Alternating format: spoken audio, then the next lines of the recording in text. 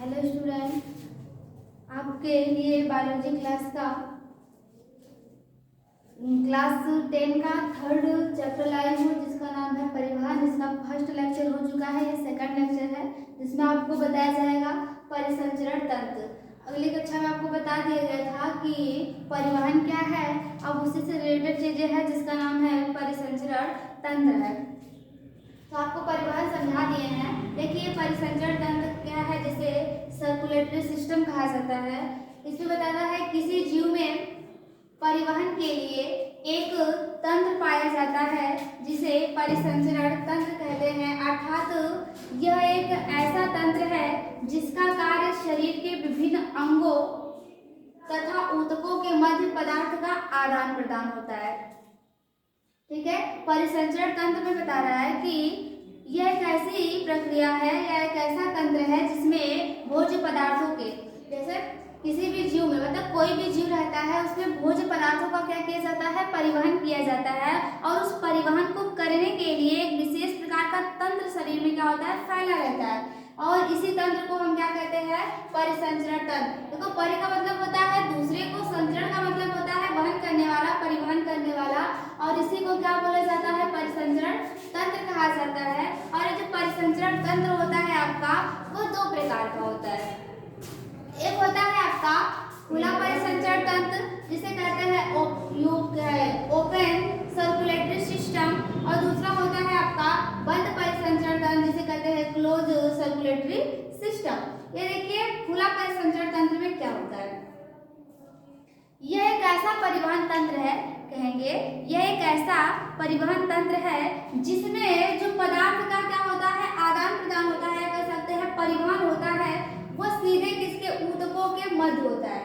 ठीक है, यहाँ पे हो सकता है ऊतकों के मध्य होता है।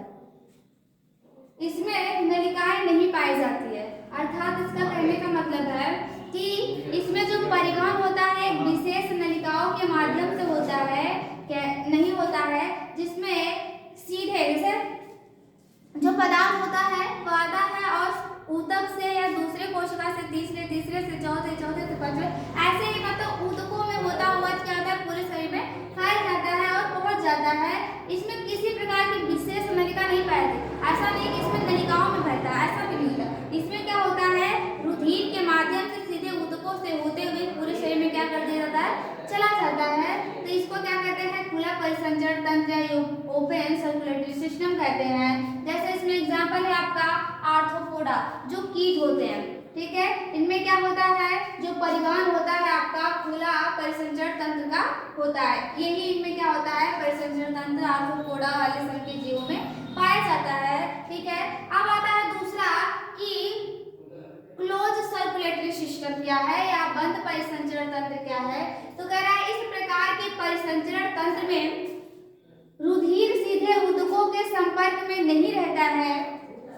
इनमें परिवहन के लिए विशेष प्रकार की रुधिर वाहिनियां पाई जाती हैं।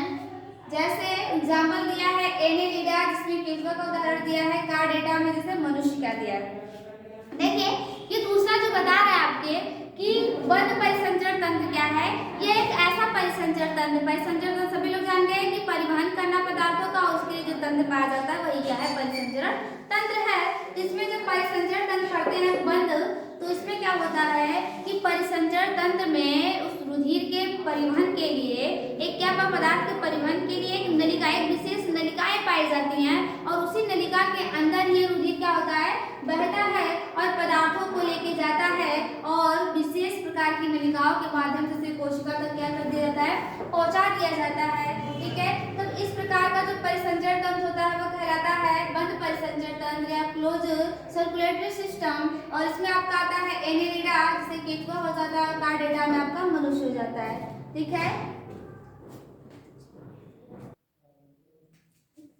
अब देखिए हम लोग पढ़ने जा रहे हैं मनुष्यों में परिसंचरण तंत्र की संरचना। ठीक है, जो परिसंचरण तंत्र आपको बता दिए, परिसंचरण तंत्र दो तरह के होते हैं, खुला परिसंचरण तंत्र और बंद परिसंचरण तंत्र। अब हम लोग पढ़ेंगे मनुष्य में परिसंचरण तंत्र की संरचना। ठीक है, structure of circulatory system in human. ठीक है, इसमें देखिए क्या है, मनुष्य के परिसंचरण तंत्र के अंतर्गत रुधिर, हृदय तथा रुधिर वाहिनियां ठीक है। पहला क्या है, रुधिर आता है, उसके बाद हृदय और रुधिर वाहिनियां। मतलब जो परिसंचरण तंत्र होता है उसमें जो आपके अंग भाग लेते हैं, रुधिर आता है, जो हृदय होता है वो भी भाग लेता है और आपकी रुधिर वाहिनियां भी भाग लेती हैं, जो इस परिसंचरण तंत्र को करने में क्या करती है, मदद करती हैं। इसके बाद इस तंत्र में परिवहन माध्यम तरल संयोजी ऊतक होता है, ठीक है।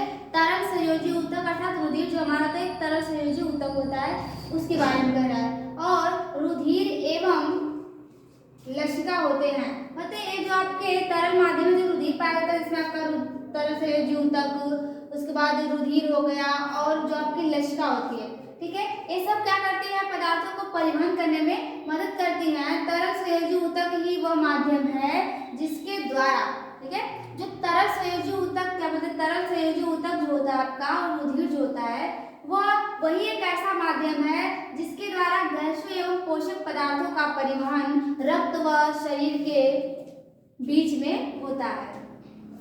आप लोग ध्यान समझिए, कह रहा है कि जो परिसंचरण तंत्र की संरचना होती है उसमें आपके बहुत सारे अंग भाग लेते हैं।